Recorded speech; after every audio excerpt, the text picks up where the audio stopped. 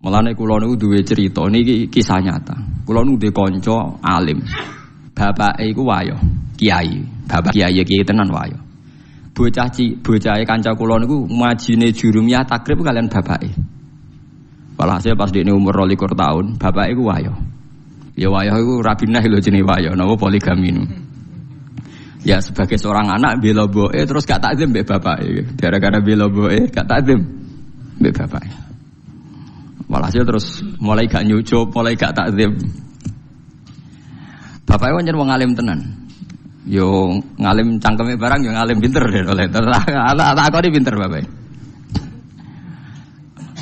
Walhasil akhirnya suatu saat saya iku nyucup meneh, tak takok lho, kowe saiki nyucup meneh. Kena apa kok nyucup meneh padahal kowe muangkel. Yo angen-angen kalah debat mari Gus kula. Bapake lek kelar ngene. Bapak tenan bapak kandung. Cung. Umpama kiaimu ayo kita tetep nyucup ta ora? Kiai mesti guru pondok. Ya tetep kula nyucup. Alasan apa? Ya mergi kiai kula. Lah aku malah loro statusku. Ya kiaimu ya bapakmu. Kalah lagi. Mergo cilike yo diulang. Cilike ku ngaji alime mbek bapak. Lah aku malah loro. Ya kiaimu ya bapakmu ya.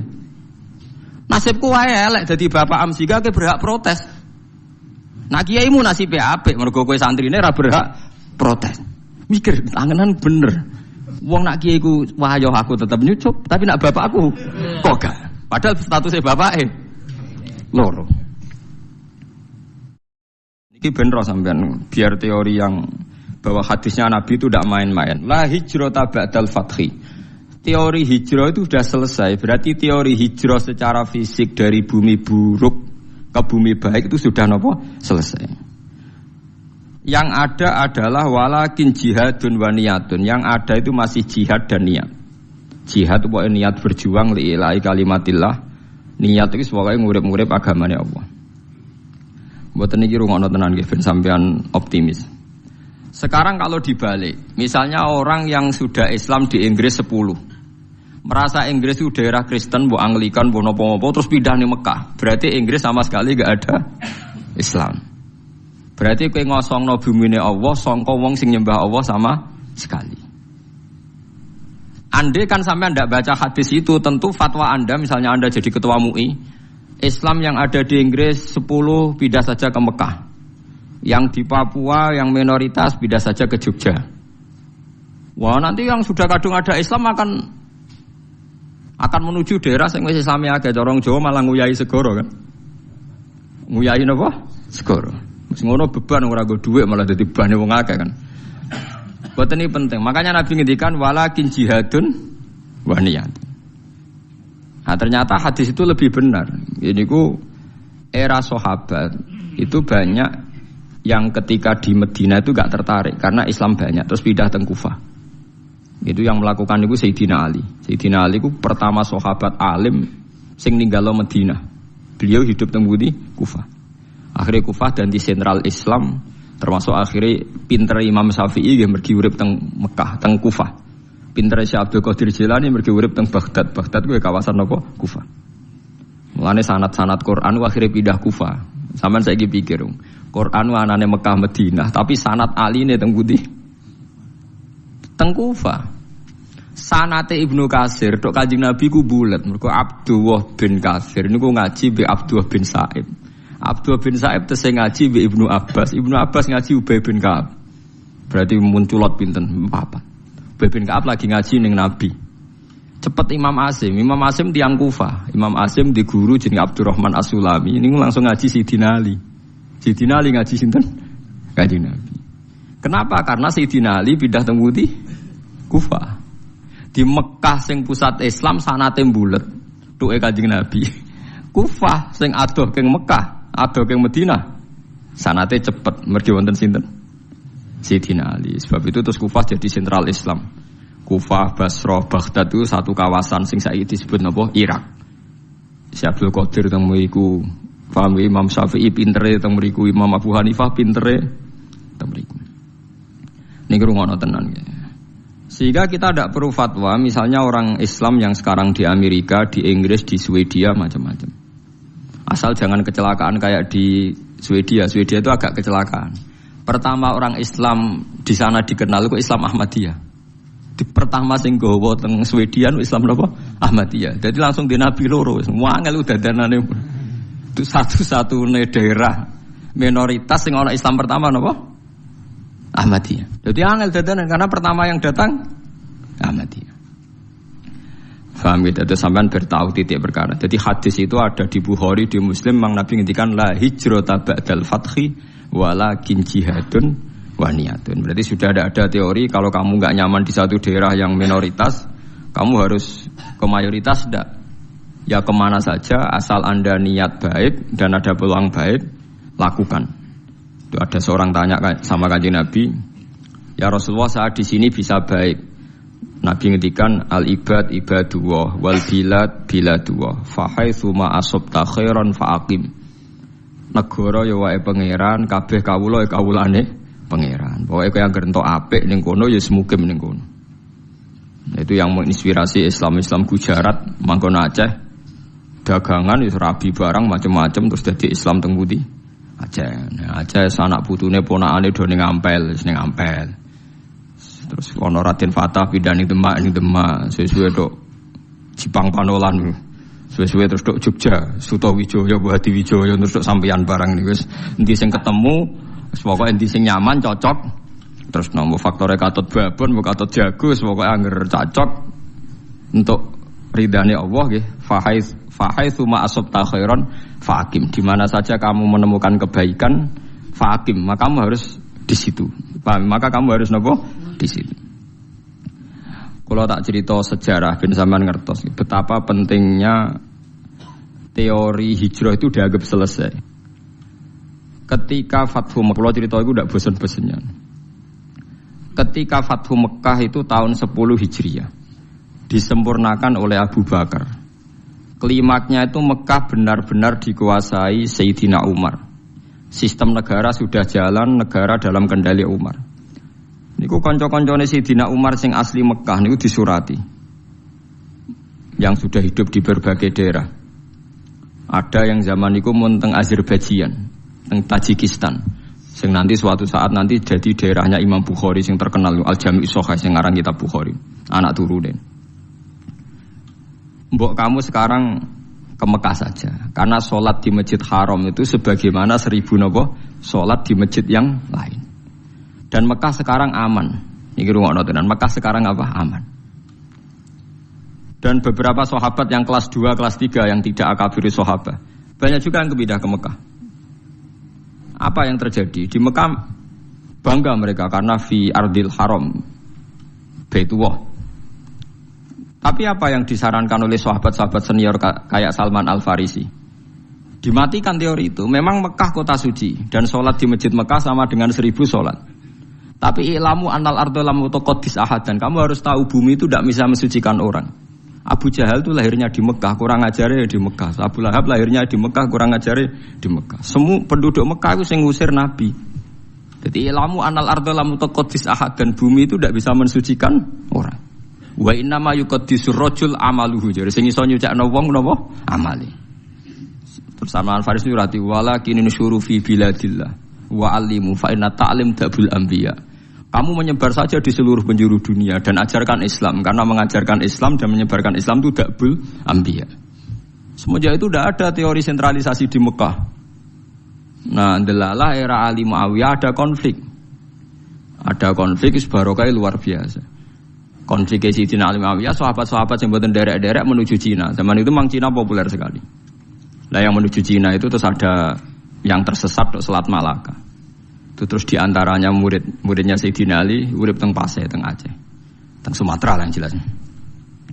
Sehingga Islam di Aceh itu tua sekali, karena rata-rata sejarawan yakin Islam di Aceh itu zaman sinten Sayyidina Ali. Jadi kowe kudu roh. Jadi artinya andai kan teori hijrah itu dipakai, tentu semua ini haram karena menuju bumi yang belum menyembah Allah. Gitu, paham ya? Andai kan teori hijrah itu dipakai, berarti perjalanan ini haram semua kan, dari Mekah Madinah malah menuju bumi yang belum menyembah Allah. Tapi kalau pakai teori Dabul Anbiya bahwa menyebarkan Islam itu watak para nabi, malah keinginan kita dari yang tidak ada menyembah Tuhan kita ke sana biar ada yang menyembah Tuhan, aja malah tahsilul hasil rebutan tongkat masjid itu malah perkara. Mulane kula anggere ngomong santri-santri kula ki ora usah urip ning Rembang. Ning Rembang wong alim pirang-pirang mesti mahjub. Dadi kiai ning Irian Jaya atau ning Papua, kan iso kiai ke level provinsi paham perkarane itu kan. Jangan-jangan kita sekarang dicoba pangeran hasud iku mergo gawane nguyahi segara, paham ya tahsilul hasil. Jadi paham ya, jadi ini penting. Meskipun kita mungkin nggak bisa melakukan, tapi sampean tahu bahwa Islam secepat ini menyebar di dunia itu barokah fatwane Salman Al Farisi dan beberapa sahabat annal ardo lam tuqaddis ahadan, bahwa bumi itu tidak bisa mensucikan orang. Bukti ini Abu Jahal lahirnya di Mekah, uripe di Mekah, kelakuannya ora karu-karuan. Sing wong Madinah lahirnya ning Yasrib, pedalaman, dadi sahabat napa Ansor. Semenjak itu sahabat itu gak pati fanatik urip di Mekah. Mulai sahabat akabir sahabat ada yang hidup di Mekah. Malate sanate Abdullah bin Kasir sing wong Mekah. Tu'e Kanjeng Nabi dhisik Imam Asim sing uripe teng Kufah. Lha iku sirine kena apa Imam Asim uripe ning Kufah tapi luwih populer timbang qiraae napa Ibnu Kasir. Mergo sanate luwih cepet tok Rasulullah sallallahu alaihi wasallam. Iku pangeran dadi kersane ngoten. Lah kowe ora ro karepe Imam Asim wong ndi ora ro. Ibnu Kasir wong ndi ora ro. Pokoke roe juara untuk hadiah wis. Wong seneng Quran kok ngono tok piye. Mbok gedhinge ku yo dosa, mbok dukung yo tambah dosa. Wis barno. Tapi kayak ben roh duduk perkara.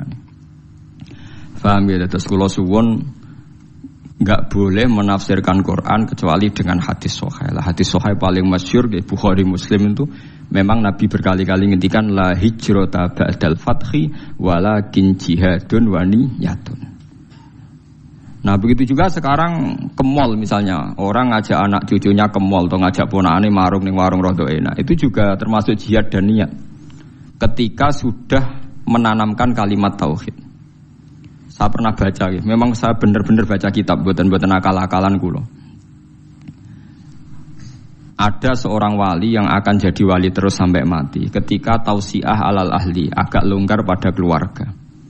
Misalnya begini, ini yang saya alami mawon nggih, mboten saya nyontokno wong liya, sing kula alami. Kula nglatih anak kula salat, wis salat Allahu Akbar, dan bagi saya Allahu Akbar itu kalimat yang spesial. Anak saya sujud, ya sudah membaca Subhana Rabbiyal A'la, itu bagi saya spesial sekali. Tentu kalau sampean memang mukmin betul, mukmin sejati, kamu enggak usah pakai status itu anak kamu sok ben mangan ta ora itu goblok ya, itu bodoh sekali kalau kamu pakai status itu. Ini anak saya sudah bisa melafatkan kalimat thayyibah yaitu Allahu Akbar. Sudah bisa sujud. Ini spesial. Sesuatu yang spesial itu harus dipertahankan. Caranya gimana? Minimal seorang anak itu jangan kecewa sama bapaknya. Nah, anak senengi jajan ya jajan no. Nak senengi mangan enak kayak mangan enak. Tapi semuanya ini demi mengawal kalimat tauhid dan kebenaran-kebenaran Islam yang kamu tanamkan. Jangan sampai kamu jadi kiai zuhud yang anak dikekang, kemudian anak ini pertama numpak sepeda motor disilai kancane sing ra salat, pertama nyetel tip disilai tanggane sing ra salat, sampai anak itu terus ngidolakno keluarga sing tidak salat karena lebih sehat kata dia. Sistem ndekne bar magrib untuk TV haram, dolanan haram, anaknya trauma. Lah tua-tua anak nakal, mergo mulai cilik ra tau ngidolakno napa bapak. Nah ini di sini sirinya kenapa semua nabi itu melonggar anaknya. Kanjeng Nabi niku nak salat niku ditumpaki Hasan Husain.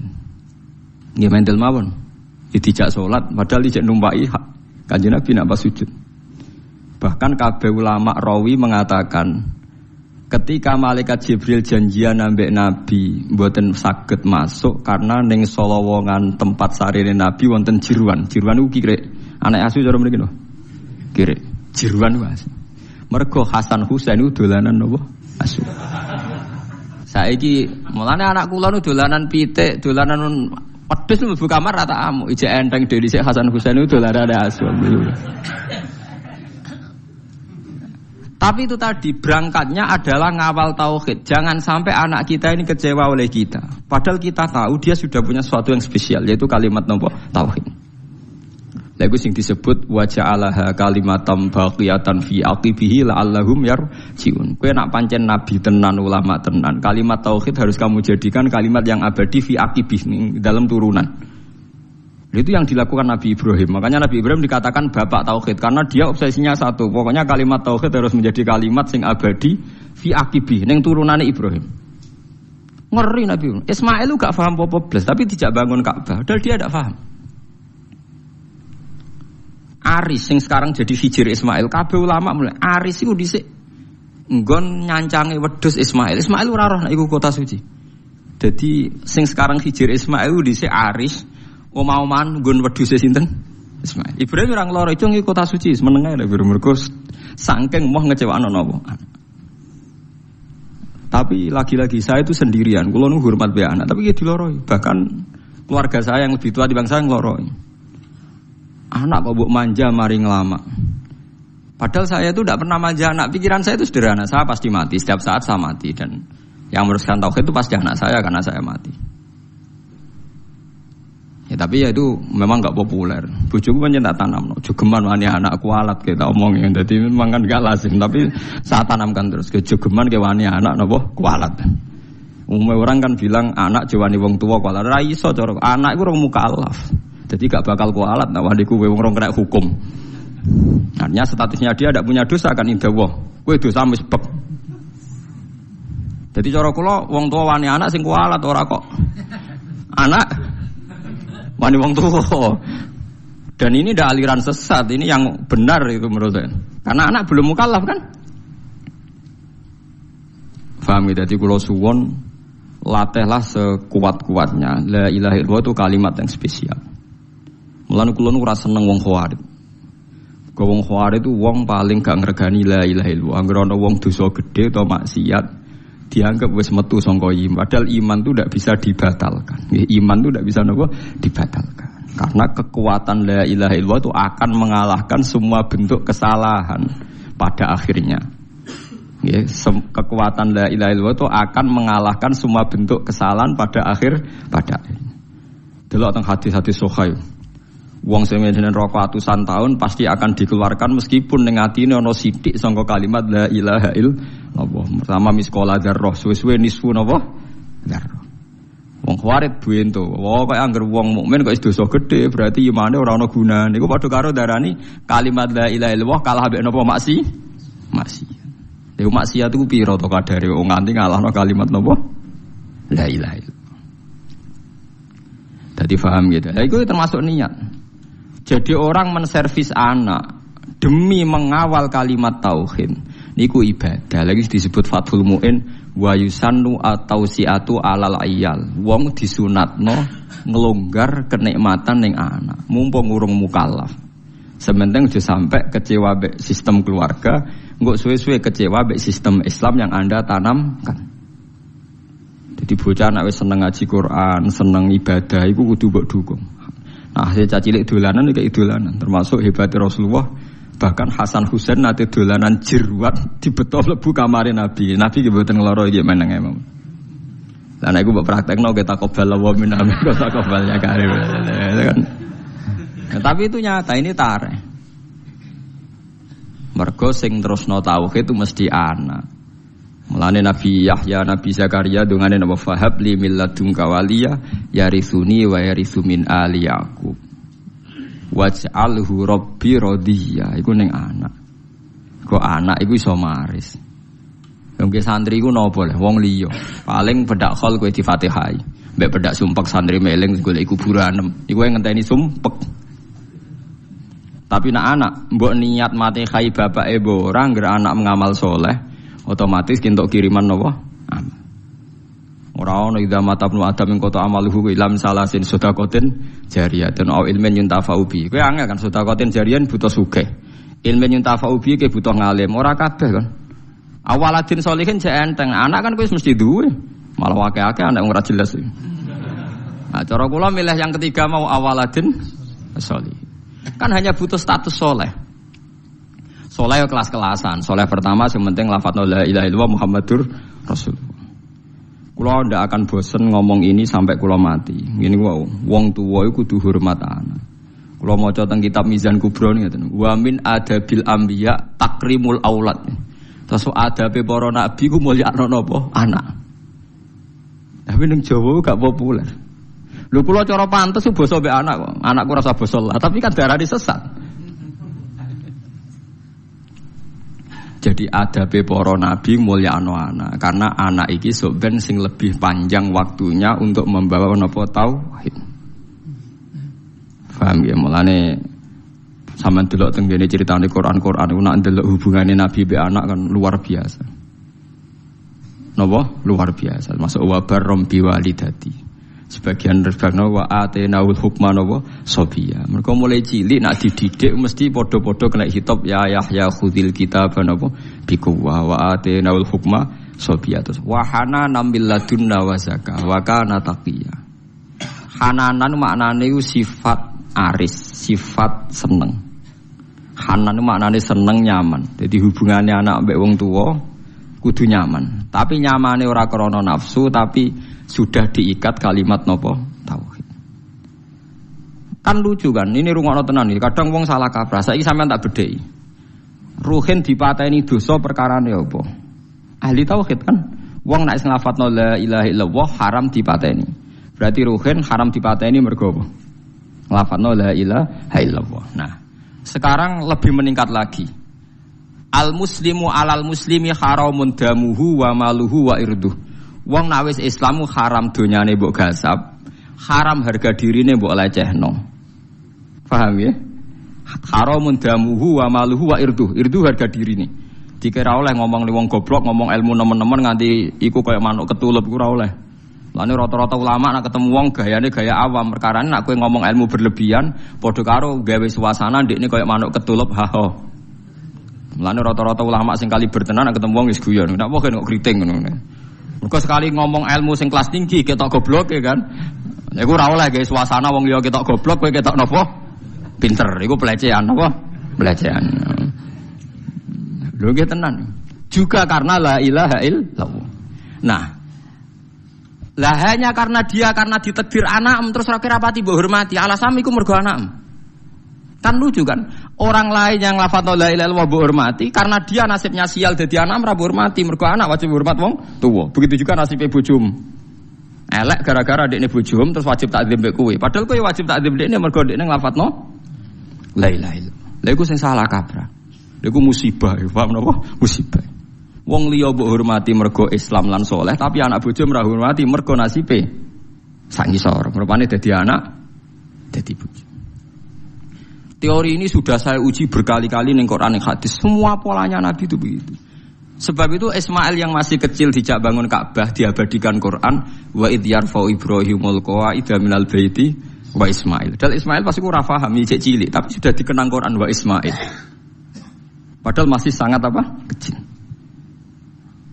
Mulane kula niku duwe cerita niki kisah nyata. Kula niku duwe kanca alim. Bapake iku wayo, kiai. Bapak kiai tenan wayo. Bocahe kanca kula niku majine jurumiyah takrib kalian bapake. Walhasil pas dekne umur 22 tahun, bapake iku wayo. Ya wayo iku rabinah lho jenenge wayo, napa poligami niku. Ya sebagai seorang anak bela mboke terus gak takzim mbek bapake. Gara-gara bela mboke gak takzim mbek bapake. Walhasil terus mulai gak nyucup, mulai gak takzim. Bapake pancen wong alim tenan. Yo ngalim cangkeme barang yo ngalim pinter deh oleh. Tak kok pinter bapake. Walhasil akhirnya suatu saat saya iku nyucup meneh, tak takok lho kowe saiki nyucup meneh. Kena apa kok nyucup meneh padahal kowe muangkel. Yo angen-angen kalah debat mari Gus kula. Bapake lek kelare ngene. Bapak tenan bapak kandung. Cung. Umpama kiaimu ayo kita tetep nyucup ta ora? Kiai mesti guru pondok. Ya tetep kula nyucup. Alasan apa? Ya mergi kiai kula. Lah aku malah loro statusku. Ya kiaimu ya bapakmu. Kalah ya lagi. Mergo cilike yo diulang. Cilike ku ngaji alime mbek bapak. Lah aku malah loro. Ya kiaimu ya bapakmu ya. Nasibku wae elek dadi bapak amsika ke berhak protes. Nah kiaimu nasibe apik mergo kowe santrine ora berhak protes. Mikir angenan bener. Wong nak kiai ku wah yo aku tetep nyucup, tapi nak bapakku kok gak. Padahal statusnya bapake loro.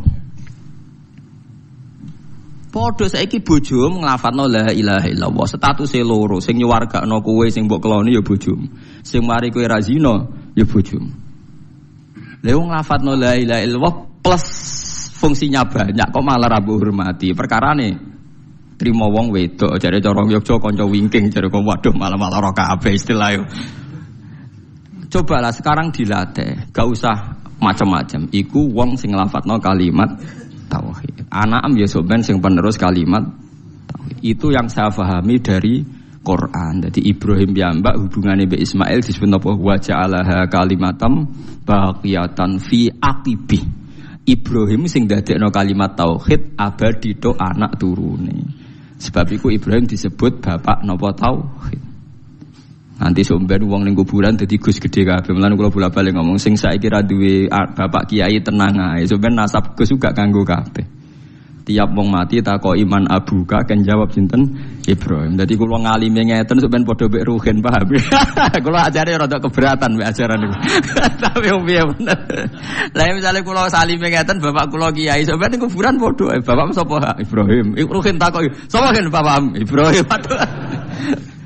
Yaitu silsil karena Ibrahim yang paling punya obsesi mengabadikan tauhid tok dzurriyyah ila yaumil qiyamah. Lah saiki ora wong obsesi mbek anak iku ora perlu tauhid.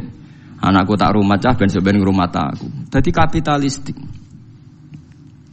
Kula nu mboten sombong, anak kula nu kelas SD kelas tunggal sing lanang. Biasa tak jabakas mati. Nggih biasa mawon. Sing kelas 6 SD nggih biasa tak jabakas mati. Nanti kalau bapak meninggal kamu tetap senang Quran ya, jangan usah senang dihormati orang. Sering tak jak lunga dhewean ngebis. Karena tak latih. Jangan sampai nanti senangnya Quran itu karena biasa dihormati orang. Nanti bahaya. Wong hormati kok dokseran. Kadang seneng kadang ora. Tak latih. Saya sendiri masih melatih diri saya sendiri. Jangan sampai saya hafal Quran seneng karena dihormati orang. Nanti kalau kecewa nanti saya mutung. Tak latih, sering hidup sendiri, sering biar gak boleh no taklek, gak boleh no. Sampeyan tak ceritani, kenapa ilmu saya manfaat? Di antaranya gara-gara gaya kopi dewi. Lu ke kulon pertobatan. Saya itu kalau bikin kopi jam 4:30 itu bikin sendiri. Karena sederhana teorinya, sampean ben ro ilmune ulama ya. Allah kan dawuh fasabbih bihamdi rabbika qabla tulu'i syamsi wa qabla ghurubiha. Kamu baca tasbih sebelum matahari terbit. Sanggep 4:30 atau jam 5 lah. Gus tangi turu kepengen kayak kopi. Entahlah nanti kalau saya sudah tua mungkin tidak kuat. Kalau masih kuat pun tidak saya bikin sendiri kayak kopi. Teori saya sederhana. Gusti kula nu nak gak badhe kayak kopi ini badhe seneng. Nak badhe seneng mengke kula eling jenengan. Jenengan maringi rezeki kula kopi terus melek terus seneng. Kok kopi nu radikatus wine, radikatus homer, nanti kata apa? Homer. Dadi rondo mabuk pancen. Khoyal lagi. Jare kanca kula, kenapa kok seneng ngombe kopi? Walah Gus nglalekno utang. Mergo sejarah kopi. Saya pernah baca sejarah. Kopi di Italia pertama itu diarani wine of Arabic. Mergo wong pertama wong Itali ngombe Homer, bareng kenal pedagang Arab ngombene kopi, bareng diombe kok padha-padha nglalekno masalah. Mulane diarani wine of Arabic. Mulane wong Itali nak diarani kopi iku wine wong Arab. Pamane Homere wong napa? Arab. Mulane kena apa santri wong melarat seneng ngopi iku rada Homer, Pak. Mergo padha-padha nglalekno napa? Masalah. Jadi ada orang Eropa itu pernah lama darani kopi iku waene wong napa? Arab, wong Islam. Kita dudono sejarah. Mulane nek ape ngopi sing eling pangeran mergo rada napa nyabu, Pak, rada napa? Nyabu. Nah, artinya sederhana. Niki mboten kula mboten ujub mboten, tak contohno sing kehidupan keseharian. Mergo khairukum li ahli wa ana khairukum li ahli. Wes ki ape seneng. Ape seneng gawe kopi nak kowe dhewe sing lakoni kan ndak banyak taklek. Taklek itu menggantungkan sesuatu pada orang lain jenenge napa taklek. Misale gugah bojo. Yo nak bojoku tangine mbek senyum, nak mbek merengut. Berarti untuk seneng kan ngenteni bojoku tangi, cekatan, mbek senyum, gawekno kopi sing takarane pas, ora kemanisan, ora kelegene sesuai seleraku. Takleke 5 hal. Padahal kemungkinan tangi merengut, batal sitok kan. Utawa pas ramah tapi gawene ora pas. Utawa ramah pas tapi engko sik tak ning jeding suwi. Jadi ya Allah, saya tidak akan mengorbankan kesenangan saya dengan taklek 5 hal. Bodoh sekali kalau saya seneng jenengan tak taklek 5 hal. Lan agek dhewe kan wis keliru ya keliru-kelirune dhewe. Sale gak pas-pasin apa dhewe. Nggih bolak-balik kula pege kopi ra roh nggone sedok kok sedok ra roh nek diaduk. Nggih sering bisa kapok. Itu saya itu saking senengnya pangeran itu bahkan takut saya mengganggu istri saya. Bukan karena saya takut istri, takut senang saya sama Allah itu tak taklek. Betul, saya ngaji di sini itu karena aku senang pangeran. Umpama sing ngaji karek rugen ki sama, saya sama, senengnya bodoh. Karena bagi saya ngaji itu skore dihitung pangeran. Bahak ngaji istiqomah skor ya sudah. Gak urusan sing ngrungokno sapa setan, bu iblis, bu wong, bu malaikat ora roh. Begitu juga saya kenapa seneng pergi sendiri ya gitu. Lu ngombe wong nak ganggu wong dolim. Nak wonge ra pas sikape kok aku taklek. Seneng pangeran kok kakean taklek. Dhewean wis gak usah taklek. Jadi kenapa wali-wali Tuhan tuh seneng sendiri itu barokahnya dia enggak mau taklek. Dia enggak mau senenge mbek Allah ditaklek, digantungkan. Padahal syarat saya jadi wali kudu seneng. Jadi ciri utama wali ku la khaufun alaihim wa lahum yahzanun. Gak dirasa wedi, gak dirasa susah. Qul bi fadlillah bi rahmati fa bidzalika falyafrahu. Lah senang tuh tentu kan butuh sekian perangkat karena kita kadang bersentuhan sama pihak lain. Itu tadi jika Anda seneng ngopi dek bergantung, gugah bojo, kemungkinannya kan 5 hal tadi. Tangi merengut. Lalu lucunya kemungkinan pertama itu paling sering. Nah, itu kan bertaruh sekali kan. Pemenang kue rapati kelar nafkah dek gugah bar. Wah malah perkara. Wah potensi keburukannya kan lebih banyak kan. Lah wong kok berjudi, paham nggih? Wong kok apa? Berjudi. Gawe dhewe kan beres. Gawe dhewe ngombe kopi, ngefly sithik-sithik wis damai napa? Damai. Jadi wong nak seneng pangeran tenan, bahkan perangkatnya disiapkan sampai begitu. Lho kula nate diloro ibu kula, kowe mbek anak aja nganti ngono. Mari sampeyan anak ngene-ngene. Ya kula nggih tetep mawon ngeten. Bukan saya muji anak saya mesti saleh mboten. Saya tahunya anak saya ini sudah sujud, sudah melafadzkan kalimat thayyibah. Bagi saya ini spesial. Coba orang kafir puluhan tahun, nganti Allah ngutus Nabi. Tak warai carane sampean syukur. Saiki Abu Jahal itu kafir puluhan tahun, Abu Lahab kafir puluhan tahun. Nganti Allah ngutus Rasulullah Muhammad, ngelibatkan Jibril, mau demi nglafadzno tauhid. Artinya kekafiran ini mau dihilangkan sampai ngelibatno Muhammad, Jibril, Mikail dan beberapa malaikat. Mau ngilangno kekafiran ben do nglafadzno la ilaha illallah. Tapi sekarang kalimat ini sudah jadi rutinitas. Saiki anak nglafadzno la ilaha biasa. Sing ra biasa ku nak nyucup kue di depan umum terus takzim dikongkon nurut. Lah budak rak ya nurut. Manuk beyo mbok ulang rak ya napa nurut. Asu nak mbok ulang rak utekem lho lemel. Nek sekedar nurut asu mbok ate ya nurut. Mbok sekali-kali obsesi kamu itu kalimat napa? Tauhid. Lah nek wis ngene iku disebut wa ja'alaha kalimatam baqiyatan fi aqibih.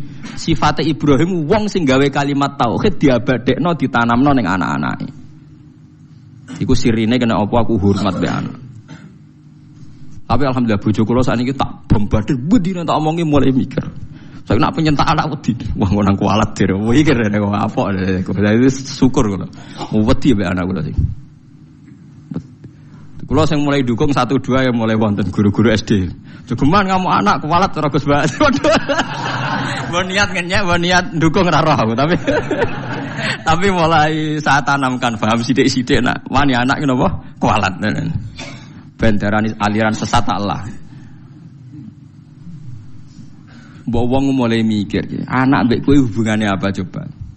Misale mbok arani anak iku kowe mau urun kelon kok ngaku iku anak. Gak terima ngeloni bojo untuk nikmat terus iku dadi anak. Kok iso anak malasane opo? Tetep iku kersane Allah, tetep iku asete pangeran.